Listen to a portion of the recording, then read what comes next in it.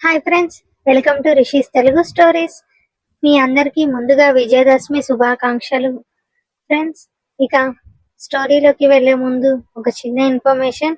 ఈరోజు వర్క్ వలన కొంచెం లేట్ అయ్యింది, సో ఈరోజు 2 ఎపిసోడ్లే వస్తాయి. ఇక స్టోరీలోకి వెళ్ళిపోదాం.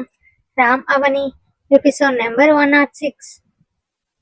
ఇప్పుడు తను కదిలితే రామ్ నిద్రలేస్తాడని అర్థమై అతని తలని సరిగ్గా ఒళ్ళో పెట్టుకొని అలాగే సోఫాలో వెనక్కి వాలి కూర్చుంది అవని. ఆమె చూపులన్నీ రామ్ పైనే ఉన్నాయి. అతని మొహంలో అలసట ఉన్నా తన దగ్గరకు వచ్చేటప్పటికి మాత్రం రామ్ మొహంలో అల్లరి ప్రేమ మాత్రమే కనిపిస్తుంది. ఒక మనిషిని ఇంత పిచ్చిగా ఎలా ప్రేమించగలరు అనే క్వశ్చన్కి ఆన్సర్ తన ఎదురుగా ఉన్న తన రామ్నే చూపిస్తుంది. మరొకరి గురించి తనకు తెలియదు. చిన్ని బాలు గురించి తెలిసినా అది పైపైనే కాబట్టి అస్సలు పట్టించుకోదు. కానీ ప్రేమ అంటే మాత్రం తను కళ్ళు మూసుకొని చెప్పగలిగేది తన రామ్ అని మాత్రమే. రామ్ అందరికీ, అది అతని పేరు మాత్రమే కావచ్చు. అయితే అవనికి మాత్రం ఊపిరి. ఒక మనిషి ఊపిరి తీసుకోకుండా ఎలా ఉండలేరో రామ్ పక్కన లేకపోతే తన పరిస్థితి కూడా అంతే. ఆ పేరుని తన గొంతు నుంచి కాదు, మనసు నుంచి పిలుస్తుంది అవని. తను తన మూడ్ స్వింగ్స్ తో ఎంతలా విసిగిస్తున్నా కూడా ముందు కోప్పడినా తరువాత తను కోరింది తీర్చుతాడు. తనని కొడుతాడు, తిరిగి కొట్టినా అంతే ప్రేమగా భరిస్తాడు. ఈ పిచ్చి ప్రేమతో నన్ను పిచ్చిదాన్ని చేశావు కదరా అని నిద్రపోతున్న రామ్ చెంపపై చేయి వేసి ప్రేమగా చూస్తూ నుదుటిపై ముద్దు పెట్టింది అవని. కొడుకు నిద్రపోతున్న కోడలు ప్రేమగా చూడడం, చేయి వేసి నిమరడం చూస్తూ లోపలే ఆనందపడింది శారద. ఇద్దరికీ పెళ్లి చేస్తే ప్రేమగా సంతోషంగా తన కళ్ళ ముందే ఉంటారు అనుకున్న శారదకి వాళ్ళ ప్రేమ ఎప్పటికప్పుడు తను కోరుకున్న దానికన్నా ఇంకా ఎక్కువగా కళ్ళ ముందు కనపడుతుంటే ఆమె ఆనందం చెప్పలేనంత.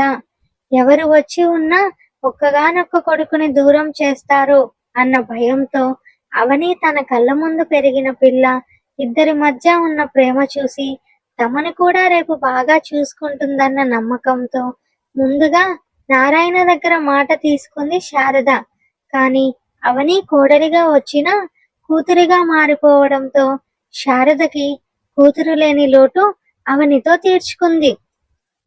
అటు లక్ష్మి నారాయణ కూడా తమతో కలిసి మెలిసి ఉండిపోయారు. తోడబుట్టిన వాళ్ళు కూడా వీళ్ళంత ప్రేమగా ఉండలేరేమో అనుకునింది మనసులో. ఎంతసేపే అలాగే కూర్చుంటావు, వాడిని నిద్రలేపు, కాళ్ళు పట్టేస్తాయి అంది శారద అవనిని చూసి. ఉన్నీలే అత్త, నిద్రలేస్తే మళ్ళీ నిద్రపోడు, నాకేం కాళ్ళు పట్టేయటం లేదులే అంది అవని.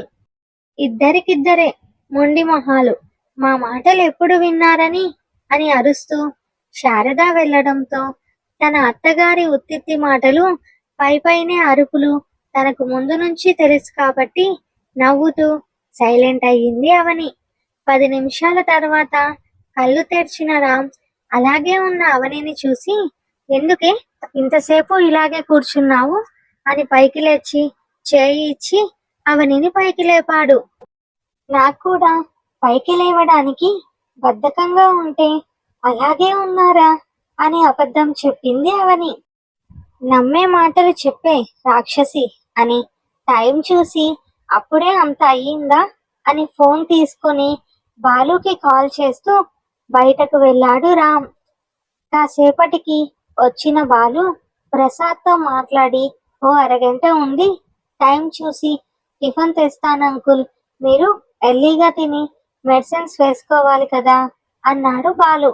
నువ్వింటికి వెళ్ళు బాలు, ఆఫీస్ నుంచి వచ్చాక ఇలాగే వచ్చావని నీ డ్రెస్ చూస్తూనే అర్థమవుతోంది. ఇప్పటి వరకు అక్కడ పని చేసి ఇప్పుడు ఇక్కడ ఇలా తిరుగుతుంటే ఉదయం నువ్వు మళ్ళీ ఆఫీస్కి వెళ్ళలేవు అన్నాడు ప్రసాద్. బాలు చిన్న స్మైల్ ఇచ్చి వెళ్ళిపోతే ఎవరి మీద ఎంత కోపం బాధ ఉన్నా ఆ పసివాడిని మాత్రం వదలకుండా ఎత్తుకొని తనతోనే పెట్టుకున్నాడు బాలు. బాలు తీసుకువచ్చిన టిఫిన్ ఓపెన్ చేసి ప్రసాద్కి తినిపించడానికి చూసింది వాణి. వద్దని నోటితో కూడా చెప్పకుండా చేత్తోనే వాణిని ఆపేసి తనే తిన్నాడు ప్రసాద్. హ్యాండ్ వాష్ కి చిన్న బౌల్ ఇవ్వడంతో చేతులు కడుక్కొని, చిన్ని శివ్కి కూడా తినిపించి ఇంటికి తీసుకెళ్ళు, ఇక్కడెందుకు అనవసరంగా హాస్పిటల్లో అనడంతో, లడ్డుగాడు నాతో ఉంటాడు అంకుల్, నేను చూసుకుంటాను, వాడి గురించి ఆలోచించకండి, మీకేమన్నా హెల్ప్ కావాలా అన్నాడు ఆయన ఇబ్బందిని గమనిస్తూ బాలు. వాష్రూమ్కి వెళ్ళాలి బాలు, నేను వెళ్ళగలనులే అన్నాడు ప్రసాద్. ప్రసాద్ వద్దన్న తన చేతిలో ఉన్న శివ్ని చిన్నీకిచ్చి ప్రసాద్కి తోడుగా వెళ్ళాడు బాలు. బాలు ప్రసాద్ని చూసుకుంటుంటే కొడుకు గుర్తొచ్చి వాణి మనసు బాధగా మారిపోయింది.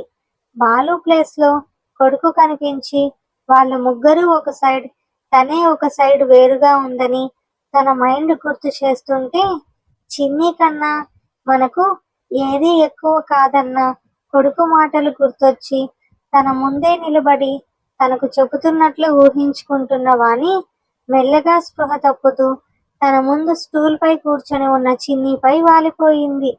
మమ్మీ అంటూ చేతిలోని శివాంష్ని ఇంకో చేతిలోకి క్షణంలో మార్చుకుంటూ వాణిని పట్టుకోవాలని చూసింది చిన్ని. కానీ ఆ చిన్న చేతుల వలన కాక వెనక్కి వాలిపోయింది. అప్పటికే ప్రసాద్ని బయటకు తీసుకొచ్చిన బాలు అది చూసి చిన్ను అని పరిగెడుతూ పక్కన ఉన్న టేబుల్ ఎడ్జ్కి చిన్ని తల తాకకుండా పట్టుకున్నాడు. కానీ ఆ ఎడ్జ్ షార్ప్గా ఉండడంతో బాలు కుడి అరచేతి వెనుక భాగంలో స్కిన్ కట్ అయిపోయింది. అంత టెన్షన్లో కూడా చిన్ని బ్రెయిన్ చిన్ను అన్న పిలుపుని గుర్తించింది. తనని మొదటిసారి చిన్ను అని పిలిచిన సందర్భం గుర్తు చేసుకుంది చిన్ని. తనకి పాలు స్టోర్ అవడం, ఆ తర్వాత బాలు హెల్ప్ చేయడం, ఆ పెయిన్కి తను డీప్ స్లీప్లోకి వెళ్ళిన చిన్ను అని ప్రేమగా తన చెంపలను పట్టుకొని పిలిచిన బాలు పిలుపు తన మనసుతో పాటు బ్రెయిన్ కూడా గుర్తుపెట్టుకుంది. శివాంష్కి ఏం కాలేకపోవడంతో ఊపిరి పీల్చుకొని వాణిని ప్రసాద్కి ఇచ్చిన బెడ్ పై వదిలి శివాంష్ని తీసుకొని చిన్నీని పైకి లేపి ఆమె చేతిలో పెడుతూ వాణి అంటూ కంగారు పడుతున్న ప్రసాద్ని చూసి, మీకోసం ఆలోచించి ఇలా అయి ఉంటుంది అంకుల్ అని బాటిల్లోని వాటర్ చల్లాడు బాలు. నిమిషం తర్వాత కళ్ళు తెరిచిన వాణికి ఎదురుగా బాలునే కనపడ్డాడు. మమ్మీ అంటూ చిన్ని, వాణి ఏమైంది అంటూ ప్రసాద్ తనని పట్టుకున్న బాలులో కొడుకు కనిపించినప్పటి నుంచి ఆమెకు కమ్ముకున్న చెడు మాటల ప్రభావం దూరం అయ్యింది. ప్రసాద్ని హాస్పిటల్లో అడ్మిట్ చేయగానే తన చేతులు తమ అమ్మకి అన్నకి ఫోన్లు చేసి ఆ తర్వాత అత్తగారి కుటుంబానికి ఫోన్ చేసింది. అప్పటికప్పుడు అత్తగారు ప్రసాద్ తమ్ముళ్ళు బయలుదేరాలని, ఇప్పటికే హైదరాబాద్కి దగ్గరలో ఉన్నామని, మరో గంటలో ఉంటామని డాక్టర్ ఏం చెప్పారంటూ 2-3 సార్లు ఫోన్లు చేసి వివరాలు కనుక్కున్నారు. రామ్ కూడా ప్రసాద్కి ఏం ప్రాబ్లం లేదని తెలిసాక బెడ్కి మార్చాకనే ఇంటికి వెళ్లారు. చిన్నీని ప్రేమించిన బాలు చిన్ని కోసమే కాకుండా ఆమె కుటుంబం కోసం కూడా ఆలోచిస్తూ అక్కడే ఉన్నాడు సహాయంగా.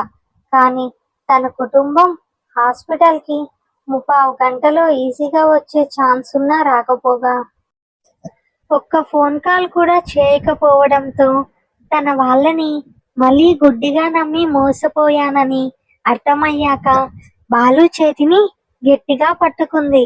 దెబ్బ తగిలిన చేయి కావడంతో బాలు చిన్నగా అరిచాడు. ఏమైంది అంటూ బాలు చేయి పట్టుకున్న తన అరచేతిలో రక్తం చూసి, బాలు ఏమైంది అంది వాణి భయంగా. అంతవరకు వాణి కోసం చూసిన వాళ్ళు బాలుని చూసి కంగారు పడుతుంటే, అది జస్ట్ గీసుకుంది అంకుల్, టెన్షన్ పడకండి అని వాణి చేతిలో నుంచి తన చేతిని తీసుకొని, ఇప్పుడు మీరు ఓకే కదా, డాక్టర్ని పిలవనా అన్నాడు బాలు ప్రసాద్ని వాణిని చూసి. ఇద్దరు తలూపడంతో తన పాకెట్లో రింగ్ అవుతున్న ఫోన్ చూసి లిఫ్ట్ చేసి బావా అంటూ ఆ రూమ్ నుండి బయటకు వెళ్ళాడు బాలు. బాలు, అంకుల్ వాళ్ళకి టిఫిన్ పంపిస్తాను అని రామ్ అంటుంటే, వద్దు బావా, ఆల్రెడీ తెచ్చాను, అంకుల్ తినేశారు, చిన్ని వాళ్ళకి కూడా తీసుకొచ్చిస్తా, మళ్ళీ ఇంటి దగ్గర నుంచి రావాలంటే చాలా దూరం కదా, ఇప్పుడు అవసరం లేదని తన చేతిని పట్టుకున్న చిన్నిని చూసి తన చేతిని విదిలించాడు బాలు. సరేరా, రేపు నువ్వు ఆఫీస్కి వెళ్ళాలి కదా, నేను అక్కడికి వస్తాను, నువ్వు ఇంటికి వచ్చేయ్ అని రామనడంతో, లేదు బావా, అంకుల్ వాళ్ళ బ్రదర్స్ వస్తున్నారంటలే, వాళ్ళు ఉంటానంటే నేను ఇంటికి వచ్చేస్తాను అన్నాడు బాలు. సరే, జాగ్రత్త బాలు, ఏ అవసరమైనా వెంటనే నాకు ఫోన్ చేయి అని రామ్ కాల్ కట్ చేయడంతో మళ్ళీ తన చేతిని పట్టుకోవడంతో బాలు విసిరికొట్టాడు. కానీ అది తన చిన్ని స్పర్శ కాదని వెంటనే గుర్తిచ్చి వెనక్కి తిరిగాడు.